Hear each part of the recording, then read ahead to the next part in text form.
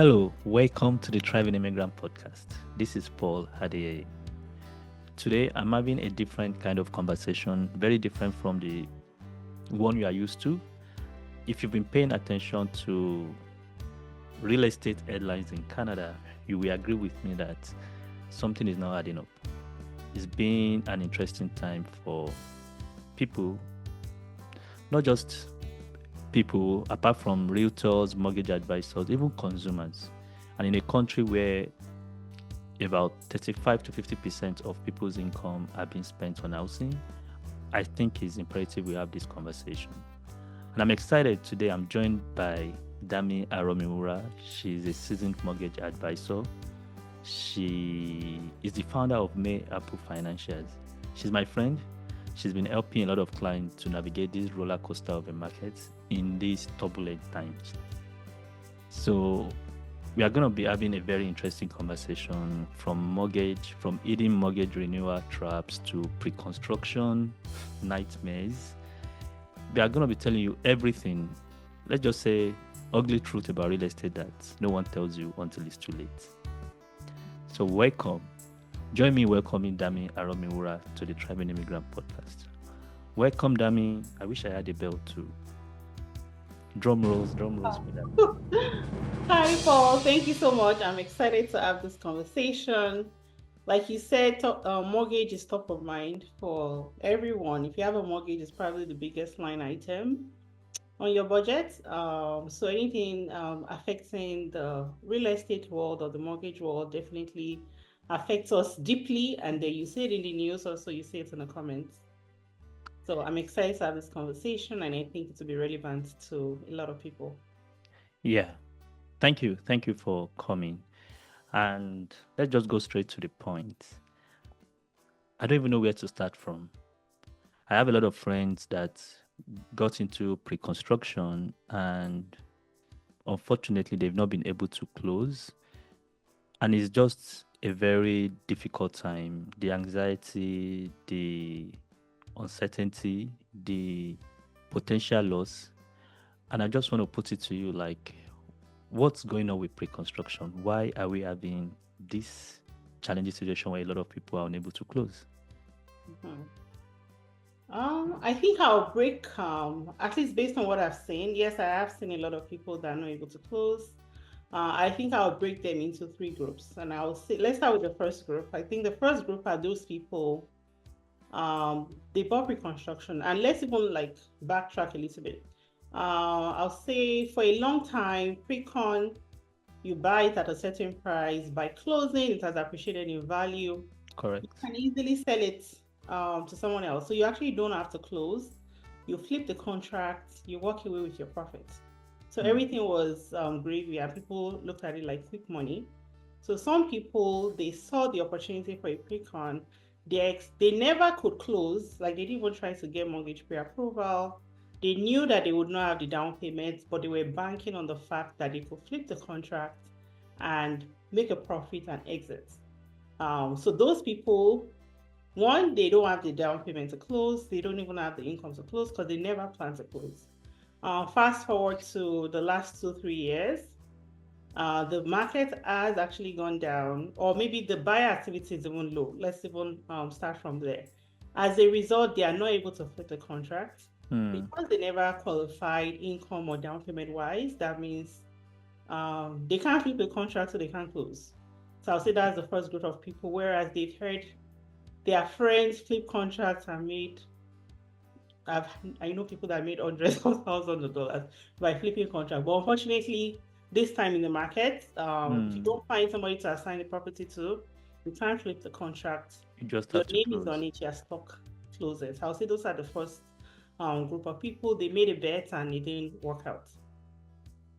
The second group of people I see, they are people that at the time of signing, they did qualify, but rates were super low, right? Let's say rates were like, 1 to 2%. For a lot of pre-construction properties, most institutions, they don't give you an approval to cover you for 2 years, 3 years, however long the pre-construction may take. So you agree with the builder on the purchase price, on the deposit amounts, When the property is then closing, you then have to then get your mortgage approval.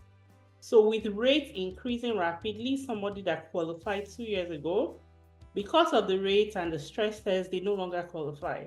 Or it means that the criteria is now a bit higher, they need more down payment to qualify. So I feel sorry for those people because they might have done their due diligence in getting their pre-approval, but they didn't bank on rates increasing and they no longer qualify. So I'll say that's the second group of people that I'm coming across. And the third group of people, they could have been faced with a situation where rates increased, but they bought into the excitement of real estate and Precon. And now that they are closing, the bank is checking the value of the property to make sure that they are not going to lend you beyond the value. And they Right. found that the value has decreased. And because of that, you not only need to make up your down payment. If the property has gone down by 300K, you need your down payment plus 300K. How many people have that decline in value sitting in their That account? third category is where most of my friends fall into. Yeah, so those people, it's challenging. There are some institutions or there are some situations where we are still able to do the mortgage at purchase price, but I'll say like those are like minority of situations. In most situations, they are having to actually come up with a closing. At that point, you have to go back to the builder to see if they will negotiate. Some builders are negotiating, but some builders are just saying absolutely not. We are not decreasing our price even by $1. And if you're in that situation, you don't have a choice but to come up with the money or risk being sued, right, by the builder for not honoring your contract. Thank you so much, Dammy, for mentioning that. So if you're listening to me and you've not subscribed to this podcast, please subscribe, hit the subscription button, comment and share this with someone. And also rate us. So you can give me 5 star or 4 star. Anything below 4 star, I'm not accepting. Yeah. Thank you, Dammy, for mentioning that. Now, I want to ask you a follow-up question. If I found myself in this situation, what are my options? I'm unable to close. I need to, and I don't have the money because I can't raise 100K or 200K from anywhere. What is the worst case scenario? I'll say first option, do your best to close. If you have to get it private, if you have to talk to family, whatever you can do, right, to close. If you cannot close, you cannot close because at the end of the day, if you don't have money, you don't have money, right? The next step is negotiating with the builder to see what he can do for you.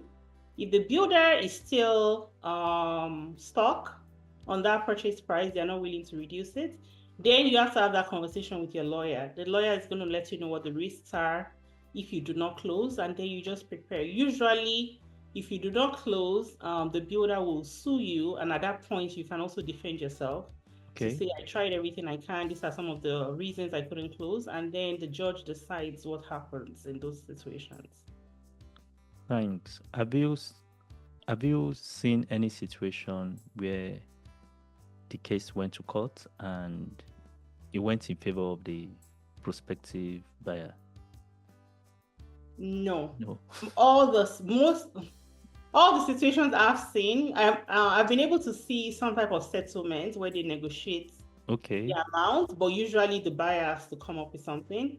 I did meet someone actually before the slowdown. This is somebody that they had bought a property, I think in 2017 or 18, because we did have a crash then as well. They pulled out of the deal. They did not close, but the builder sued them for $275,000, and they won that, right? And they had to take on additional loans just to be able to settle the builder. So that's a situation where the builder was awarded for the full differential in the price. And what that means is, so let me backtrack a bit. So what happens when you don't close? The builder would list the property for sale. They'll get the best price they can, and then they come after you for the difference between the price that you had signed up to and what they could sell it for. And then any cost that they incurred along the way, legal costs, realtor costs, and that's how much they actually come to you for. So in this situation, the lawyer awarded the full amount due to the builder. I've also seen another situation where similar thing happened. They filed a lawsuit against the borrower, but they were able to negotiate and they did settle somewhere around because she's just like, well, I don't have anything. And then there were the lawyer also helped to figure out other things within the contract that worked to the favor of the buyer. And they were able to use that to negotiate to reduce the amount. So I've never seen a situation where there's like zero liability to the buyer, but I've seen a situation where the buyer was awarded the builder was awarded the full amount, or in this situation where they settled somewhere in the middle. Thank you. Okay. If I keep asking, we just continue going and going. But for someone listening to you right now and is thinking, I would love to buy a pre-construction, what would be your advice to that person? What are the things you think the person should look out for before signing a contract for pre-construction, especially at this time? Yeah. So anyone that I have now that is reaching out to me for pre-construction, I always say be extremely careful. The first thing I would recommend is before you could just walk into the builder's office and sign a contract.